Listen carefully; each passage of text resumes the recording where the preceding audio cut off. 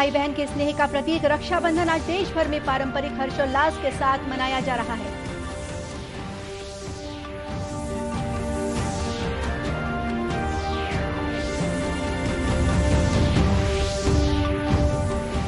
उत्तर प्रदेश के पूर्व मुख्यमंत्री कल्याण सिंह का निधन। राष्ट्रपति, उपराष्ट्रपति और प्रधानमंत्री सहित अन्य सभी राजनीतिक दलों और समाज के विभिन्न वर्गों ने जताया शोक।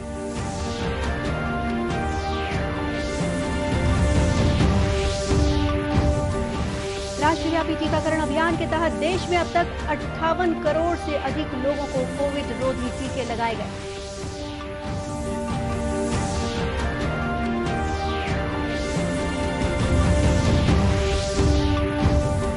और माओवादियों से मोर्चा लेने के लिए महिला कमांडो ने किया दुर्गा फाइटर टीम का गठन।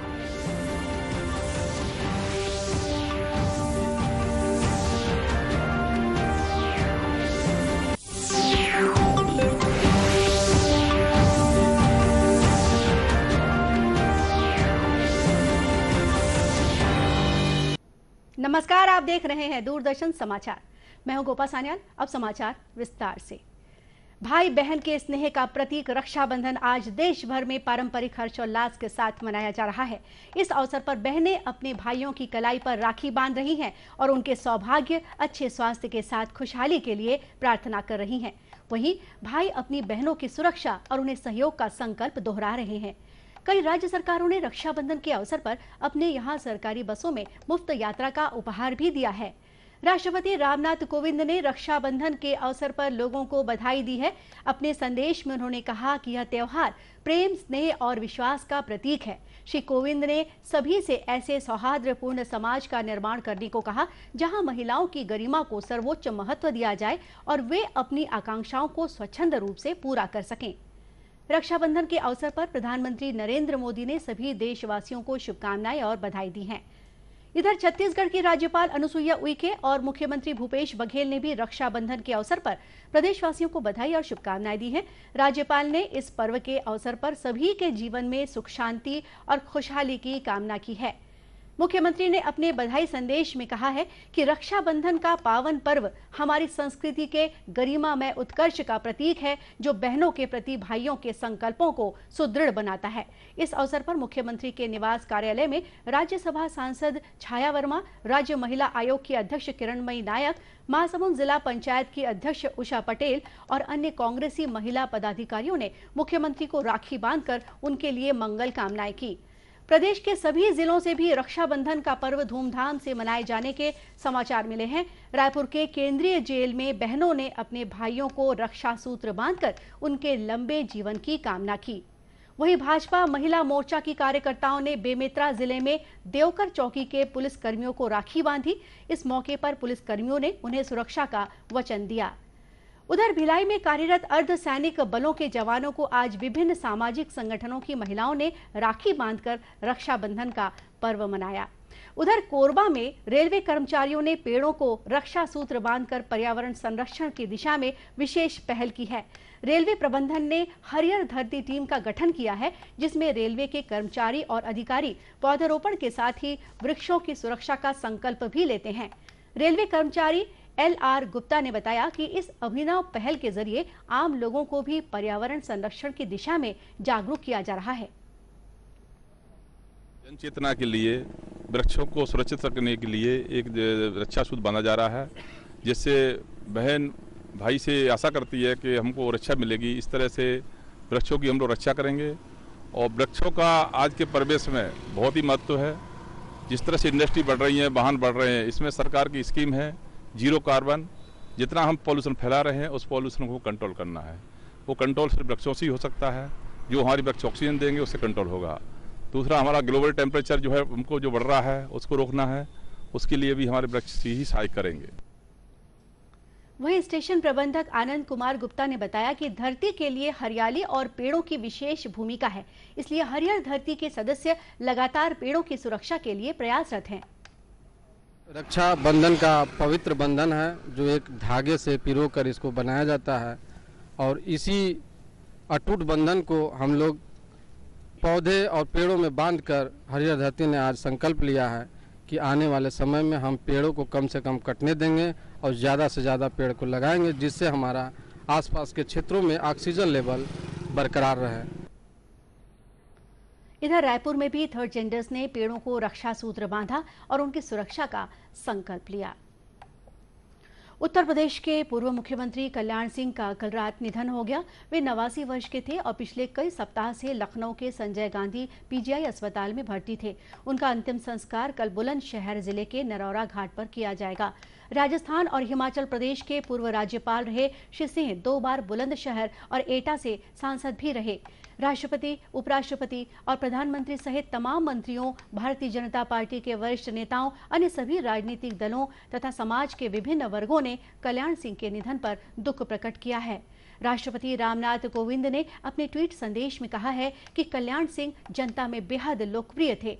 उत्तर प्रदेश के मुख्यमंत्री के रूप में श्री सिंह ने स्वच्छ राजनीति और शासन में अपराधियों और भ्रष्टाचार से मुक्ति को प्राथमिकता दी। उपराष्ट्रपति एम वेंकैया नायडू ने अपने शोक संदेश में कहा है कि कल्याण सिंह राष्ट्रवादी और अनुकरणीय नेता थे जो जन सेवा के प्रति समर्पित रहे। उन्होंने शोक संतप्त परिवार और श्री कल्याण सिंह के समर्थकों के प्रति भी संवेदना प्रकट की। प्रधानमंत्री नरेंद्र मोदी ने लखनऊ पहुंचकर कल्याण सिंह के अंतिम दर्शन कर उन्हें श्रद्धांजलि अर्पित की। अपने ट्वीट संदेशों में उन्होंने कहा कि कल्याण सिंह एक अग्रणी नेता, कुशल प्रशासक, जमीन से जुड़े हुए नेता और विराट व्यक्तित्व के धनी थे। प्रधानमंत्री ने कहा कि उत्तर प्रदेश के विकास में उनके योगदान को हमेशा याद रखा जाएगा। श्री मोदी ने कहा कि भारत के सांस्कृतिक पुनरुत्थान में कल्याण सिंह के योगदान के प्रति आने वाली पीढ़ियां सदैव कृतज्ञ रहेंगी। नेता खोया है, हम उनके भरपाई के लिए उनके आदर्शों, उनको संकल्पों को लेकर के अधिकतम पुरुषार्थ करें और उनके सपनों को पूरा करने में कोई कमी न रखे। मैं भगवान प्रभु श्री राम को उनके चरणों में प्रार्थना करता हूं कि प्रभु राम कल्याण सिंह जी को अपने चरणों में स्थान दे और प्रभु राम उनके परिवार को इस दुख की घड़ी में इस दुख को सहन करने की शक्ति दे और देश में भी यहाँ के मूल्यों, यहाँ आदर को, यहाँ की संस्कृति, यहाँ की परंपराओं में विश्वास करने वाले हर दुखी जन को प्रभु राम ढाढ़स दे, यही प्रार्थना करता हूँ।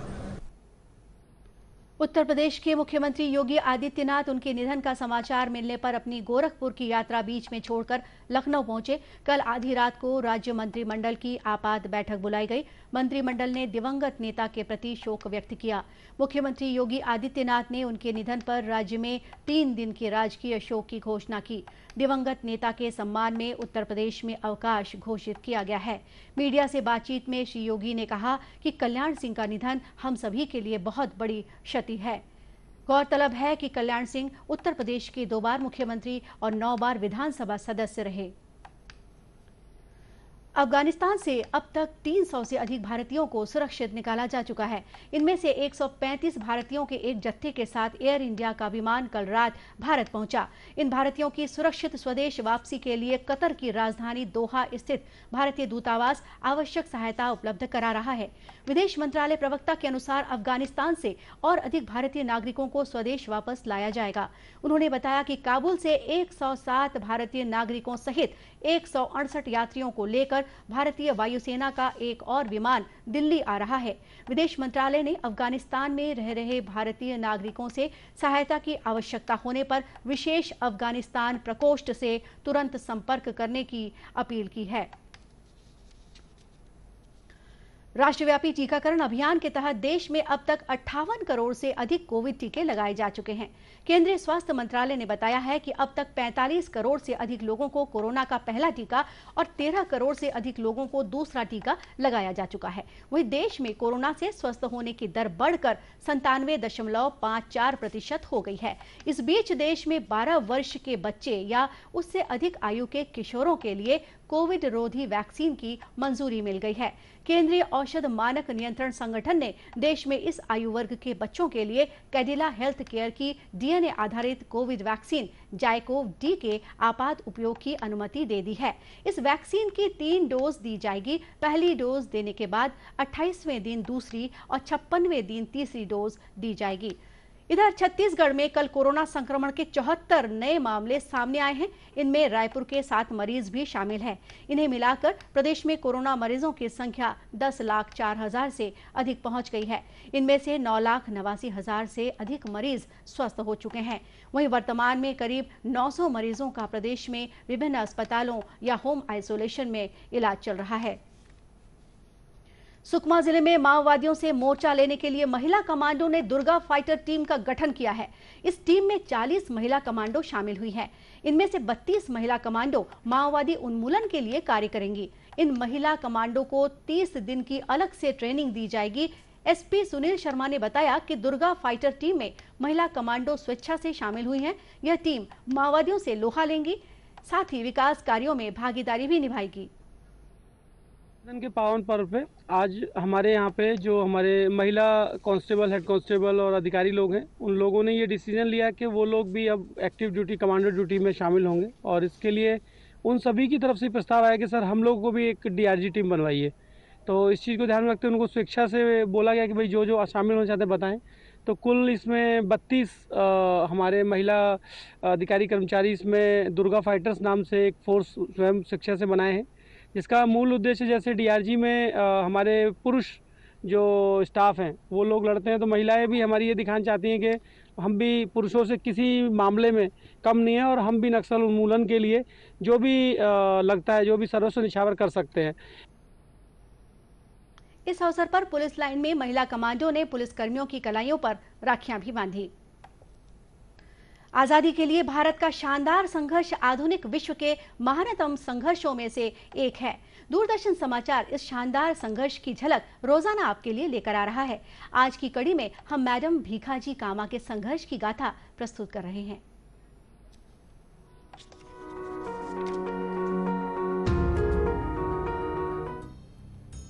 आज ही के दिन 1907 में मैडम भीखाजी कामा ने जर्मनी के स्टुटगार्ट में दूसरे अंतर्राष्ट्रीय सोशलिस्ट सम्मेलन में भारत का प्रथम राष्ट्रीय ध्वज फहराया था। भीखाजी कामा का जन्म 24 सितंबर 1861 को प्रभावशाली पारसी परिवार में हुआ था। अदम्य साहस और सत्यनिष्ठा की धनी भीखाजी कामा ने अपना अधिकांश समय समाज कार्य में बिताया। राष्ट्र के प्रति अटूट प्रेम के कारण उन्होंने पारिवारिक जीवन त्याग दिया और अपना जीवन राष्ट्र हित के लिए समर्पित कर दिया।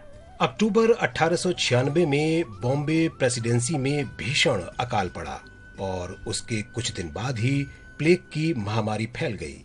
इस दौरान भीखाजी कामा ने पीड़ित लोगों की खूब सेवा की।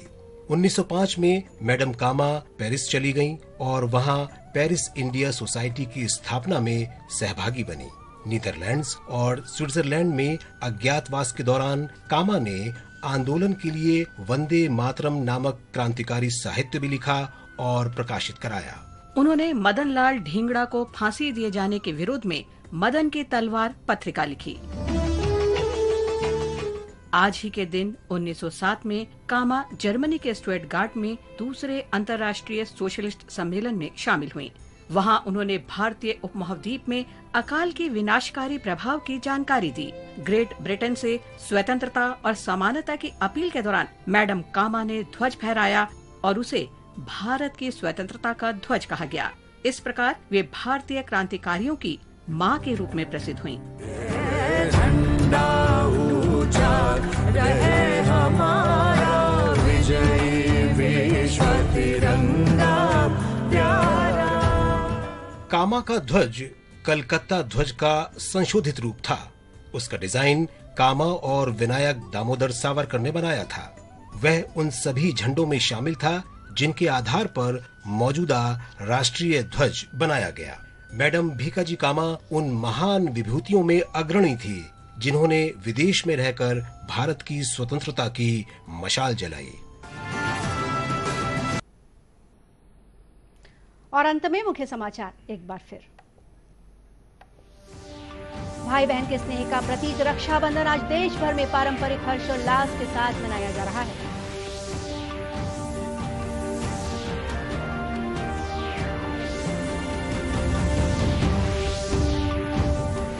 उत्तर प्रदेश की पूर्व मुख्यमंत्री कल्याण सिंह का निधन। राष्ट्रपति, उपराष्ट्रपति और प्रधानमंत्री सहित अन्य सभी राजनीतिक दलों और समाज के विभिन्न वर्गों ने जताया शोक।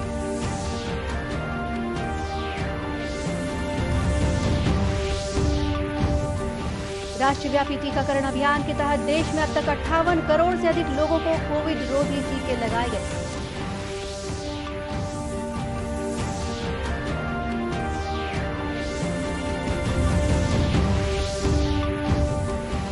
और माओवादियों से मोर्चा लेने के लिए महिला कमांडो ने किया दुर्गा फाइटर टीम का गठन।